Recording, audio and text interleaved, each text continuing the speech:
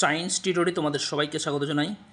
আজকে চলে এসেছি সেকেন্ড ইউনিট টেস্ট পরীক্ষার ইতিহাস বিষয়ের সাজেশন নিয়ে।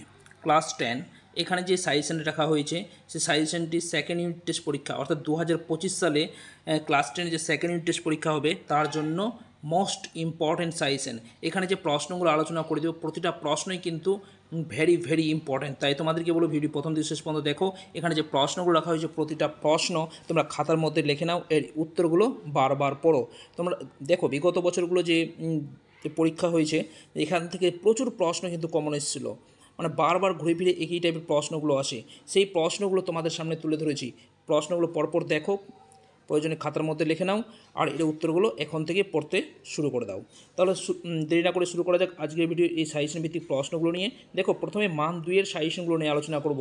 দেখো এখানে পরপর যেগুলো ইম্পর্টেন্ট সেগুলো বেশি ইম্পর্টেন্ট সেগুলো প্রথমে রেখেছি, একটু যেগুলো কম ইম্পর্টেন্ট সেগুলো পরে রাখা হয়েছে। হ্যাঁ, তো তোমরা প্রতিটা প্রশ্ন কিন্তু গুরুত্ব সহকারে পড়ে রাখবে। দেখো মান 2 এর জন্য যে প্রশ্নগুলো পড়তে হবে, 1 নম্বর প্রশ্ন কী আছে, ভার্নাকুলার প্রেস অ্যাক্ট কী। 2 নম্বর 3 কাঠিয়া প্রথা কী। তারপর 3 নম্বর প্রশ্ন একা আন্দোলন কী। তারপরে দেখো 4 নম্বর যে প্রশ্নটা আছে, 1857 খ্রিস্টাব্দে বিদ্রোহকে জাতীয় উত্থান বলার কারণ কী। 5 নম্বর প্রশ্ন শিবপুর বটানিক্যাল গার্ডেন কে কবে প্রতিষ্ঠা করেন।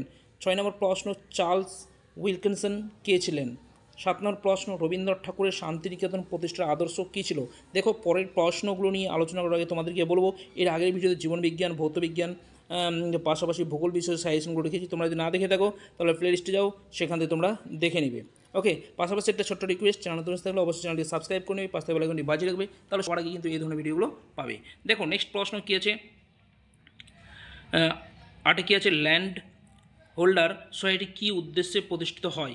9 নম্বর প্রশ্ন বারদৌলি সত্যাগ্রহ আন্দোলন কেন শুরু হয়। 10 নম্বর মহারানীর ঘোষণাপত্রের ঐতিহাসিক তাৎপর্য কী। 11 নম্বর প্রশ্ন শ্রীরামপুর ত্রয়ী কারা।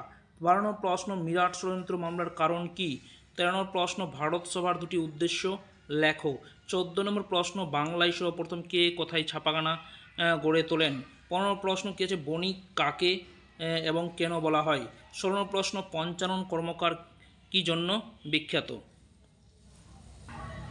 17 নম্বর প্রশ্ন কাকে কেন গোলদিঘির গোলামখানা বলা হতো। এরপর দেখো টিকাগুলো তোমাদের মান 4-এ থাকবে, তো মান 4-এর জন্য যে টিকাগুলো পড়তে হবে সেগুলো দেখে নাও। কী আছে, 1 নম্বর কী আছে, মহারানীর ঘোষণাপত্রের তাৎপর্য। 2 নম্বর বসুবিজ্ঞান মন্দির। 3 নম্বর ভারত মাতা চিত্র। 4 নম্বর বারদৌলি সত্যাগ্রহ। 5 নম্বর কংগ্রেস সমাজতন্ত্রী দল। এরপরে দেখো মান 4-এর জন্য যে প্রশ্নগুলো পড়তে হবে সেগুলো হচ্ছে কি, এর আগে কী ছিল টিকা, এর প্রশ্নগুলো দেখে নাও পরপর। 1 নম্বর প্রশ্ন মহারানী ঘোষণাপত্রে কী বলা হয়েছিল। 2 নম্বর কি, কারিগরি শিক্ষার ক্ষেত্রে বেঙ্গল টেকনিক্যাল ইনস্টিটিউট এর ভূমিকা কী ছিল।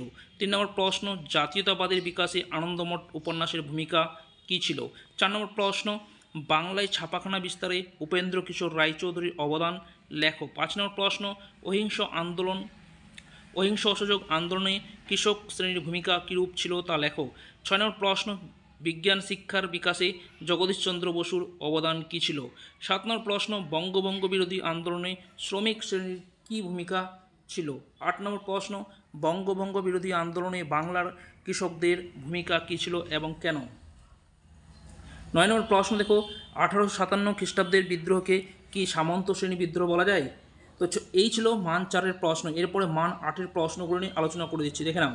1 নম্বর প্রশ্ন কী আছে, জাতীয়তাবাদীর উন্মেষে আনন্দমঠ উপন্যাসের গুরুত্ব বিশ্লেষণ করো। 2 নম্বর প্রশ্ন শিক্ষার উন্নতিতে বসুবিজ্ঞান মন্দিরের গুরুত্ব আলোচনা করো। 3 নম্বর প্রশ্ন ভারত ছাড়ো আন্দোলন পর্বে শ্রমিক আন্দোলন সম্পর্কে সংক্ষেপে আলোচনা করো। 4 নম্বর প্রশ্ন 1857 খ্রিস্টাব্দের মহাবিদ্রোহের প্রকৃতি কেমন ছিল পর্যালোচনা করো। 5 নম্বর প্রশ্ন শিক্ষা বিস্তারের ক্ষেত্রে ছাপাখানার ভূমিকা কী ছিল। 6 নম্বর প্রশ্ন শান্তিনিকেতনকে কেন্দ্র করে কিভাবে রবীন্দ্রনাথের শিক্ষাচিন্তার বিকাশ হয়েছিল। 7 নম্বর প্রশ্ন তেভাগা আন্দোলনের কারণ ও গুরুত্ব আলোচনা করো। 8 নম্বর প্রশ্ন ভারতে উপনিবেশ বিরোধী আন্দোলনের বামপন্থীদের ভূমিকা আলোচনা করো। তো এখানে যে প্রশ্নগুলো রাখা হয়েছে প্রতিটা প্রশ্নই কিন্তু ভেরি ইম্পর্টেন্ট। পাশাপাশি তোমাদেরকে বলে সেকেন্ড ইউনিট টেস্টের জন্য তো ইম্পর্টেন্ট আছেই, এই প্রশ্নগুলো তোমরা আবার থার্ড ইউনিট টেস্ট এমনকি মাধ্যমিক পরীক্ষাও কমন পেতে পারো। তাই তোমাদেরকে বলো ভালো করে এই প্রশ্নের উত্তরগুলো রেডি করে নাও আর এখন থেকে পড়তে শুরু করে দাও। দেখা হচ্ছে পরের ভিডিওতে, ধন্যবাদ।